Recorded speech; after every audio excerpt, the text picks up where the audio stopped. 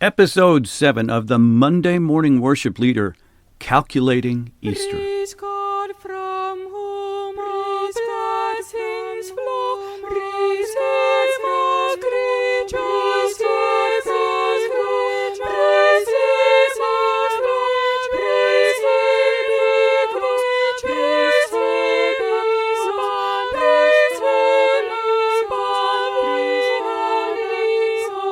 praise Father, Son, and Holy Ghost. Well, Easter is upon us. It is one of those just perfect Sundays where so many great things happen, and we celebrate the resurrection of our Lord Jesus Christ. But why in the world does the date change every year?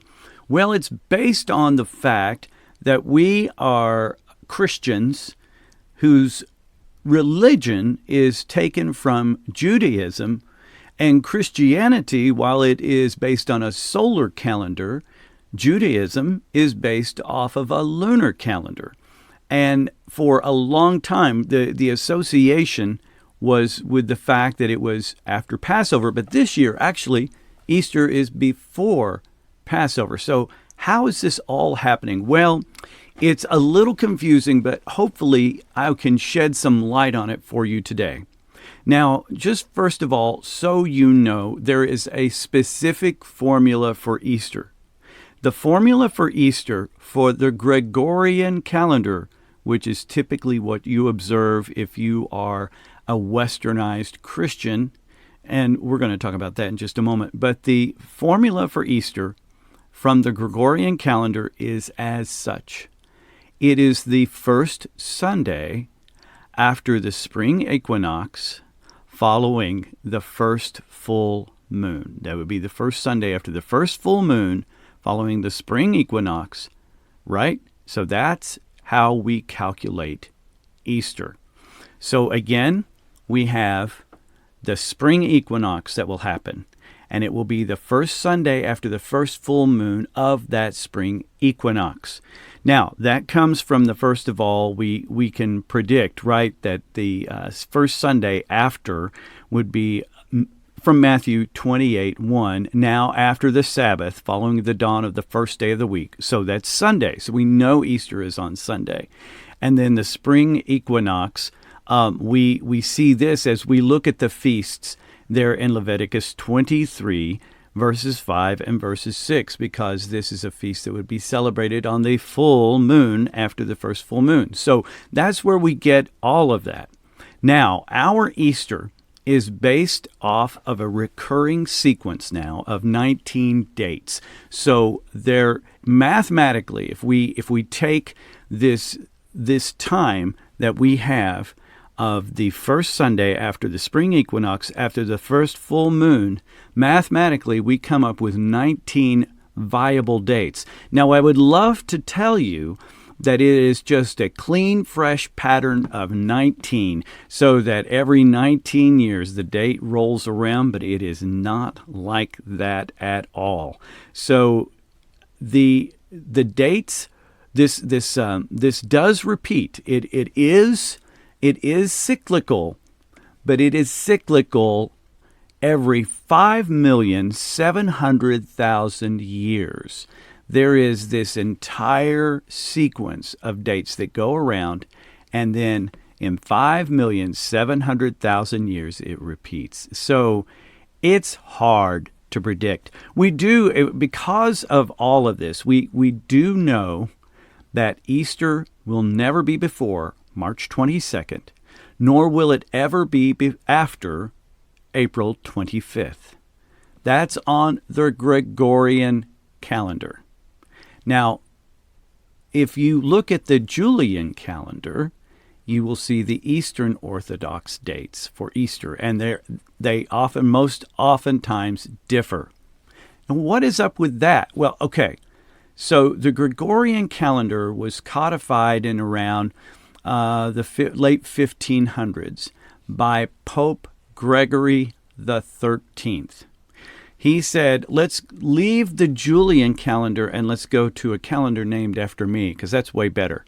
And he did this partially because he wanted to minimize the window of opportunity for Easter to fall. The problem was the Julian calendar is observed by the Eastern Orthodox, and the Eastern Orthodox and Western Christianity split in 1054. So 500 years later, this papal bull from Pope Gregory XIII stipulating that the Gregorian calendar would be the solar calendar that would be followed, well, that has nothing to do with Eastern Orthodoxy, because they don't listen to the Pope because of the great schism that happened 500 years before.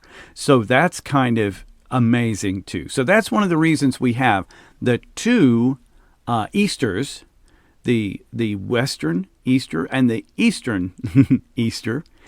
And that's why we have this rotating date, because this is based off of a lunar calendar trying to make it a solar calendar event. And the only way that you can do that is to have some rules, but to know that the date's going to change every time.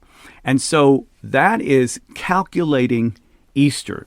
Now, if you would like to look on the show notes, I have added what's known as the Penrose algorithm for calculating Easter, and it is a mess. It's like 10 different steps for a computer program to calculate Easter. And so I hope you'll enjoy that. I'll include that on the show notes. And so just remember, Easter, in the westernized Christian view, first Sunday after the spring equinox and the first full moon. All right, so now you've got it. I think, you know what, I think I'm going to do this too. I will post the Easter dates on my notes up through 2040. So hopefully you'll be able to plan well ahead. And now for a good word. Okay, sometimes I just want to help you have just this amazing library. And so there are some reference books, and these reference books are old, but it will make your library look so smart and so noble. And I'm going to tell you, you can buy them on eBay or something like that, or very, very used. It is the Dictionary of Hymnology by John Julian. It's 2 volumes, and it is the go-to for hymnology, at least any hymns dating before 1908. After that is a little bit more of a toss-up, but the second edition is what I have, the 1908 edition. Now, that is the Dictionary of Hymnology by John Julian. However, if you just want this for free and you want it online and you want it a little more fresh, hymnary.org. Most of its entries at hymnary.org, HYMNARY.org. Most of the entries that would date before 1907, of hymns 1907 or before, are taken from the Dictionary of Hymnology. So that's hymnary, HYMNARY.org. Now there is a paid site that also you can use for hymnology. It's the Canterbury Dictionary of Hymns. You can look that up online. I have a subscription to it, but it's pretty pricey. It's like about, well, it's in English pounds sterling. So you got to kind of know the exchange rate. And so while that is kind of like Easter, while that is constant in England, the exchange rate is always different. So this year, I think it cost me $113 for my yearly subscription to that. So there are different things, different ways that you could subscribe, and different ways that you could get the information that you would like about hymns. The freest version, again, hymnary.org. If you want to make your library look cool with 2 new volumes, or 2 very old volumes, I should say, the Dictionary of Hymnology by John Julian, and then you can pay for a subscription to the Canterbury Dictionary of Hymnology. Some great articles. I keep up my subscription because the articles are so fantastic. And so that's a good word, and that is your Monday morning worship leader. I am so glad that you continue to listen to this podcast, and I'm starting to get more and more listens and downloads, and I'm so excited about this. If you want to reach me, go ahead and email me at john@biblicaltrumpets.org. john@biblicaltrumpets.org. I would love to hear from you. You can either email me, or if you like to make a comment, you can send me an MP3 of your comment, and I'll put it on the podcast. Just remember, my friends, we are not rock stars. We are servants. I'll see you next week.